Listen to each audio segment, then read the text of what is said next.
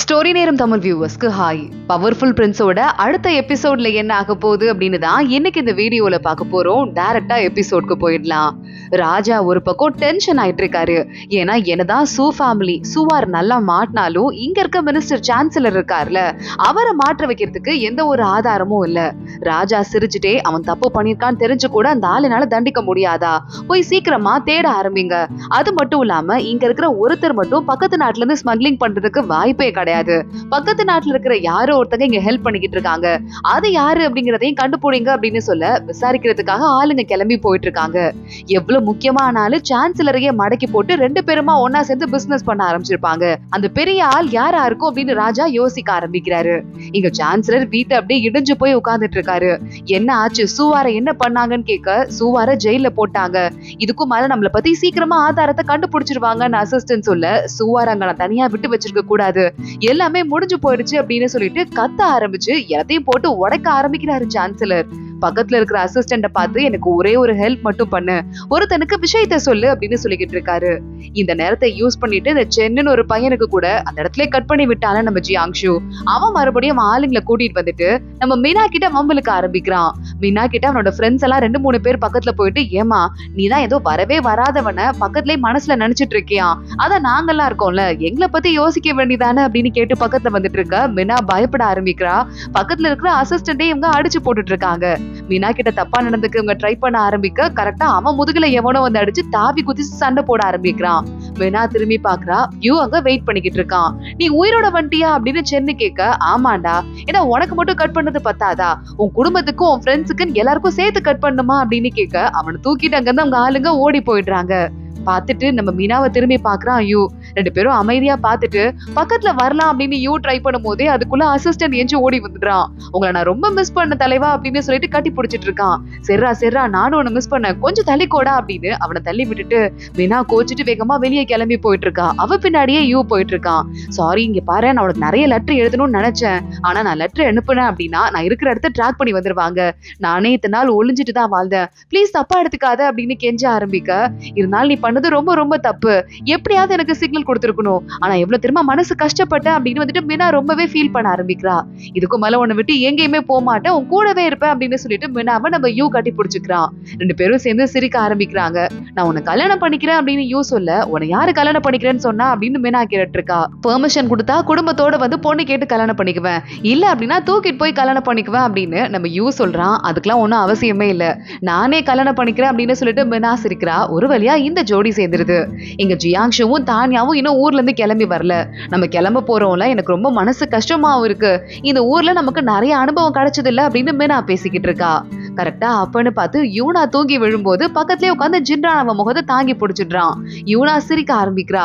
இந்த 2 ஜோடியும் பேசிட்டு இருக்காங்க. உனக்கு இருக்கிறதுலே ஹாப்பியான டைம் எது அப்படின்னு ஜின்ரான் கேட்க, எல்லாமே ஹாப்பி தான், இப்போ இருக்கிறது கூட ஹாப்பியா தான் இருக்குன்னு யூனா சொல்ல, ஜின்ரானுக்கு ஒரு மாதிரி ஆயிடுது. நான் வந்து பிறந்ததுல இருந்தே எனக்கு எல்லாமே நல்ல நேரம் தான், ஏன்னா என் அப்பா அம்மாவும் அந்த மாதிரி எனக்கு ஏற்பாடு பண்ணி கொடுத்துருக்காங்க, ஆனா இப்ப சொல்றேன், இப்ப இருக்கிற நேரம் தான் எனக்கும் ரொம்ப பிடிச்சிருக்கு, நான் ஃபியூச்சரை பத்தி எதுவும் யோசிக்காம இந்த நிமிஷத்தை சந்தோஷமா நினைச்சிட்டு இருக்கேன் அப்படின்னு சொல்ல, ஜின்ரானும் யூனாவும் ஒருத்தங்க பார்த்து சிரிச்சுக்க ஆரம்பிக்கிறாங்க. இங்க தானியா யோசிச்சுட்டு இருக்கா, நம்ம சீக்கிரமா கிளம்பி போக போறோம், நான் ஒன்னே ஒண்ணுதான் வேண்டிக்கிறேன், உங்களுக்கு என்னைக்குமே ஆயுசு நிலைச்சிருக்கணும், எத்தனை போருக்கு போனாலும் சரி நீங்க திரும்ப வெற்றியோட திரும்ப வரணும், அது ஒண்ணுதான் எனக்கு வேணும்னு தானியா சொல்ல, ஜியாங்ஷு பாக்குறான். சின்ன வயசுல இருந்தே அம்மா அக்கா தங்கச்சின்னு யாருமே இல்ல, என் வாழ்க்கையில ஆயுள் நிறைய இருக்கணும் அப்படின்னு இது வரையும் யாருமே என்கிட்ட சொன்னதில்ல, வெற்றி நிறைய இருக்கணும்னு தான் சொல்லியிருக்காங்க அப்படின்னு சொல்லிக்கிட்டு இருக்க தானியா சோகத்தோட அவனை கட்டி பிடிச்சுக்கிறா. அதான் இனிமே நான் இருக்கேன்ல, அழக்கூடாது இதுக்கெல்லாம் அப்படின்னு சொல்லிட்டு 2 பேரும் சேர்ந்து ரொமான்ஸ் பண்ண ஸ்டார்ட் பண்ணிடுறாங்க. அடுத்த நாள் காலையில தானியா எந்திரிக்கிறா. ஜியாங்ஷு பாக்குறான், ராஜாவை பார்க்க வேண்டிய முக்கியமான வேலை இருக்கு, நீ இங்கே இரு, நான் போயிட்டு சீக்கிரம் லஞ்சுக்கு வந்துருவேன் அப்படின்னு அங்க இருந்து கிளம்பி போறான். ராஜா ஒரு மீட்டிங் வச்சிட்டு இருக்காரு. எல்லா மினிஸ்டர்ஸும் வந்துட்டு இருக்காங்க. சூ சான்சலர் இருக்கானே அந்த ஆளு எதுவுமே நடக்காத மாதிரி வந்திருக்கான். ஆனா இப்ப அந்த ஆளு எல்லா பழியையும் தூக்கி லூமோ மேல போட்டிருக்கான். லூமோ அமைதியா பாத்துட்டு இருக்கும் போது ராஜாட்ட அதுக்கு எல்லா ஆதாரத்தையும் சப்மிட் பண்றாங்க. ராஜாக்கு தெரியுது. லூமோவை கூப்பிடுறாரு. இதெல்லாம் நீ பண்ண தப்பு தப்பா அப்படின்னு கேட்க லூமோ ஏற்கனவே சொல்லி கொடுத்த மாதிரி ஆமா நான் பண்ண தப்பு தான், தெரியாம பண்ணிட்டேன் அப்படின்னு கால்ல விழுந்து சரண்டர் ஆயிடுறான். லூமோவை ஜெயில போட்டுடுறாங்க. அப்போ ராஜா கிட்ட ஒரு அசிஸ்டன்ட் வந்து இந்த லூமோவை பத்தி நாங்க விசாரிச்சு பார்த்தோம். ஏற்கனவே ஒரு தடவை ஒரு பெரிய போறப்போ நம்ம ஆளுங்க சீக்கிரமா அங்க போய் சேரதால நிறைய நம்ம வீரர்களே இறந்து போயிட்டாங்க. அப்போ அந்த நியூஸ கொடுக்க வேண்டியவரு கொடுக்காம விட்டாரு அப்படின்னு அவரை ஜெயில போட்டாங்க. அந்த ஜெயில போட்டவர் தான் லூமோவோட அப்பா. லூமோவோட அப்பா ஜெயிலேயே வந்து சூசைட் பண்ணிட்டு இறந்து போயிட்டாரு. அப்புறமா லூமோ யாருமே இல்லாத அனாதை பையன் ஆயிட்டான். யூ சான்சலரோட அசிஸ்டன்ட் யாரோ ஒருத்தங்க தான் போய் அந்த பையனை கூப்பிட்டு வளர்த்து அப்புறம் நேரா உள்ள கூட்டு வந்திருக்காங்க. படிக்க வச்சு அவனை பாஸ் பண்ண வச்சிருக்காங்கன்னு எல்லா விஷயத்தையும் சொல்ல ராஜா நேரா கிளம்பி லூமோவை பாக்குறதுக்கு ஜெயிலுக்கே போயிடுறாரு. லூமோ கால்ல விழுந்துட்டு இருக்கான். இவ்வளவு ஒரு நல்ல அதிகாரியை எனக்கு இழக்கிறதுல கொஞ்சமும் விருப்பம் கிடையாது.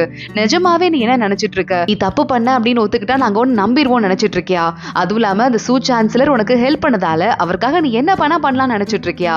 இப்ப நான் சொல்றேன், இந்த மாதிரி உனக்குள்ள ஒரு குற்ற உணர்ச்சியை யூர்னு பண்ணி அதை வச்சு உன்னை வச்சு வேலை வாங்கிக்கணும் அப்படிங்கறத சின்ன வயசுலயே அவர் கண்டுபிடிச்சிட்டாரு. ஏன்னா நீ சின்ன வயசுலயே ரொம்ப அறிவாளி பையனா இருந்தேன்னு அவருக்கு தெரியும். அதனாலதான் உங்க அப்பாவை தகவல் கொடுக்க விடாம தடுத்ததும் இந்த சூ சான்சலர் தான். அப்புறம் குற்ற உணர்ச்சியில இருந்த உங்க அப்பாக்கு விஷத்தை கொடுத்து கொன்னதும் உங்க சூ சான்சலர் தான். இதெல்லாம் விசாரிச்சுட்டு தான் இப்ப நேரா கிளம்பி வரேன்னு சொல்ல, நிஜமா சொல்றீங்களா? இதை நான் எதிர்பார்க்கவே இல்ல. என் அப்பாவை வந்து ஏமாத்திட்டாங்களான்னு கேட்க அதுக்கான ஆதாரமும் இருக்கு அப்படின்னு ராஜா சொல்லிட்டு இருக்காரு. லூமோ ரொம்ப ஷாக் ஆயிடுறான். என்னென்னலாம் அவர் தப்பு பண்ணாருங்கிறத இப்பவே நான் எழுதி கொடுக்குறேன், எனக்கு ஒரு பேனாவையும் பேப்பரையும் கொடுங்க அப்படின்னு சொல்லிட்டு அழுத்துட்டே உட்கார்ந்து எழுத ஆரம்பிக்கிறான். அடுத்து லூமோ எனக்கு ஒரே ஒரு ஹெல்ப் மட்டும் பண்ணுங்கன்னு ராஜாட்ட கேக்குறான். பார்த்தா அதுபடி இந்த சூ சான்சலர் கிட்ட லூமோ உங்களை ஒரு தடவை கடைசியா பாக்கணும்னு சொல்றான் அப்படின்னு சொல்ல, சரி ஓகே எந்த பிரச்சனையும் அவனை பண்ண வேணான்னு சொல்லு அப்படின்னு சொல்லிட்டு சூ சான்சலர் வந்துகிட்டு இருக்காரு. ஆனா லூமோவை பார்க்க வரது இந்த சி அப்படின்னு சொல்லிட்டு சூ சான்சலர் கூட ஒரு அசிஸ்டன்ட் இருந்தான்ல அவன் தான் வரான். உடனே பார்த்துட்டு இருக்கான். இந்த ஆள் தான் நேரா போயிட்டு எங்க லூமோ இருக்காங்கிறத கண்டுபிடிச்சு அவனை கூட்டு வந்து படிக்க வைக்கிற மாதிரி படிக்க வச்சு நல்லா டெவலப் பண்ணி நல்ல ஒரு பெரிய அறிவாளியாக்கி இந்த இடத்துல கூப்பிட்டு வேலைக்கு சேர்த்து விட்டது. லூமோ கேக்குறான், என் அப்பாவை பத்தி உங்களுக்கு தெரியும் தானே, எங்க அப்பாவை கொலை பண்ணது நீங்க தானான்னு கேட்க அந்த ஆளு ஷாக் ஆயிடுறான். என்ன சொல்றதுன்னு தெரியாம லூமோ இந்த ஆளோட எக்ஸ்பிரஷனை வச்சு உண்மையாவே நம்ம அப்பாவை இவங்க தான் கொண்டிருக்காங்கன்னு கண்டுபிடிச்சிடுறான்.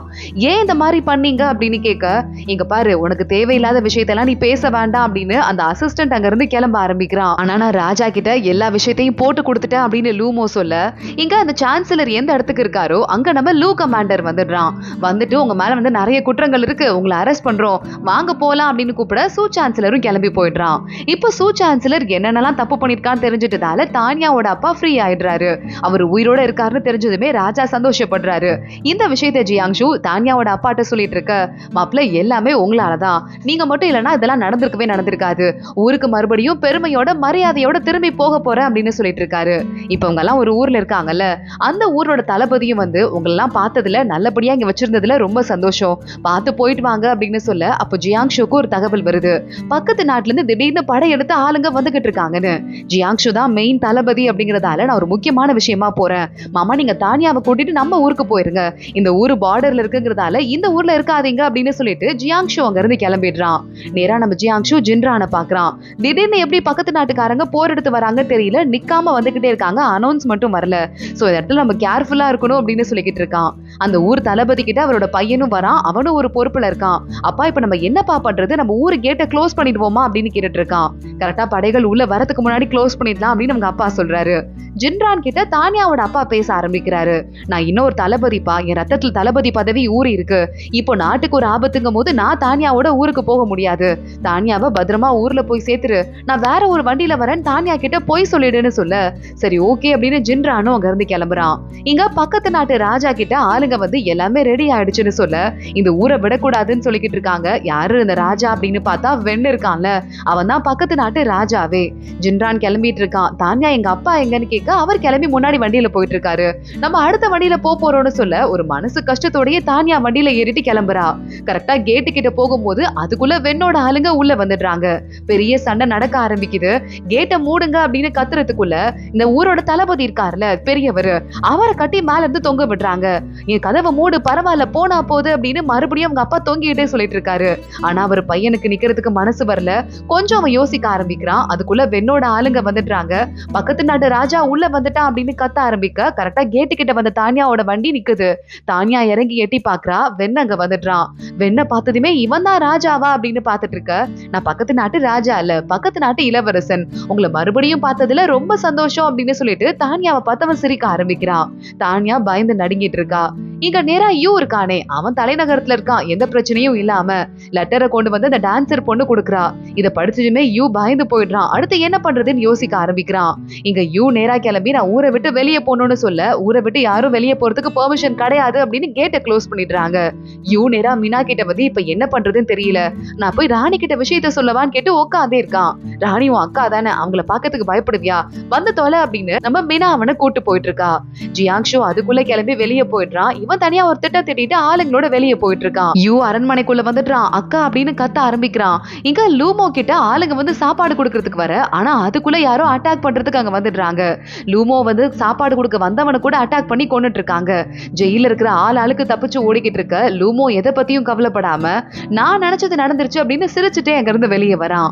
ராஜா கிட்ட வந்து இந்த லூ கமாண்டர் சொல்லிக்கிட்டு இருக்கான், பெரிய பிரச்சனை ஆயிடுச்சு, நம்ம ஒரு சிட்டியவே இவங்க கவர் பண்ணிட்டாங்க, இப்ப என்ன பண்றதுன்னு தெரியலன்னு சொல்ல, ரொம்ப அலர்ட்டா இருங்க, கேபிட்டல் சிட்டிக்குள்ள யாரையும் விடாதீங்க அப்படின்னு சொல்லிக்கிட்டு இருக்கான்.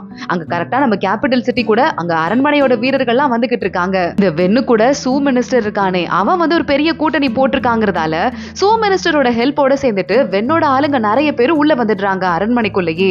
இங்க ராஜமாதா தான் இந்த சூ சான்சலர் இருக்கான்ல, அவனோட சொந்த அக்கா தானே. சோ ராஜமாதா வெயிட் பண்ணிட்டு இருக்கா, ஆளுங்க உள்ள வரட்டும், உள்ள வந்து அவங்களே இந்த நாட்டை கைப்பற்றட்டும், அப்புறம் ஏன் குடும்பம் ராஜாவாயிரும் அப்படின்னு வெயிட் பண்ணிட்டு இருக்கா. அதுக்குள்ள மகாராணி கிட்ட இங்க மீனா வந்துடுறா.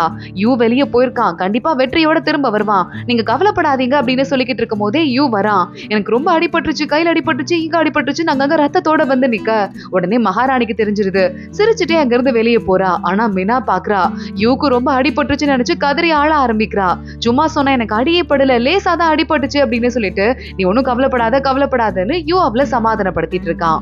இங்க தானியாவை வெண்ண கூட்டு வந்துடுறான். உங்களை மறுபடியும் பார்த்ததுல ரொம்ப சந்தோஷம், இந்த புக் எங்கேயுமே கிடைக்காது, ரொம்ப ரேரான புக் நீங்க சொல்லிட்டு இருந்தீங்கல்ல, அதை நான் கொண்டு வந்திருக்கேன், இந்தாங்க உங்களுக்கு கொண்டு இருக்கேன், நீங்க எனக்கு ரொம்ப முக்கியமான ஆளு அப்படின்னு சொல்லிக்கிட்டு இருக்கான். தானியாவோட அசிஸ்டன்ட் யூனா மற்றும் ஜின்ரான்னு எல்லாத்தையும் கடத்தி கட்டி வேற போட்டு வச்சிட்டு இருக்கான்.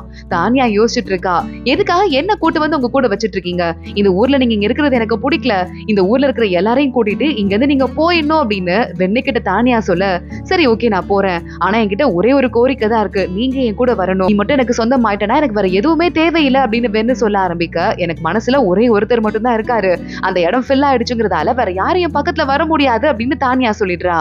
இங்க ஒரு பக்கமா வந்துட்டு சண்டை போட்டு நம்ம ஜின்ரான் யூனாவோட இந்த கோஷ்டி இருக்கே ஒட்டு மொத்தமா வெளியே வந்துட்டு இருக்காங்க. தானியா வெயிட் பண்ணிட்டு இருக்கா. ஒரு பெரிய படையே உள்ள வருது. தானியா ரொம்ப நர்வஸ் ஆயிட்டு அடுத்து என்ன ஆக போகுது அப்படின்னு பாத்துட்டு இருக்க. அதோட தான் இந்த எபிசோட் முடியுது. அடுத்து என்ன ஆக போகுது பார்க்கலாம். அடுத்த ஒரு பார்ட்டோட இந்த சீரீஸ் ஒரு எண்டுக்கு வரப்போகுது. மறக்காம நம்ம சேனலை சப்ஸ்கிரைப் பண்ணிக்கோங்க, பெல் ஐக்கானையும் கிளிக் பண்ணிக்கோங்க. அடுத்த வீடியோல பார்க்கலாம். அது வரைய பாய்.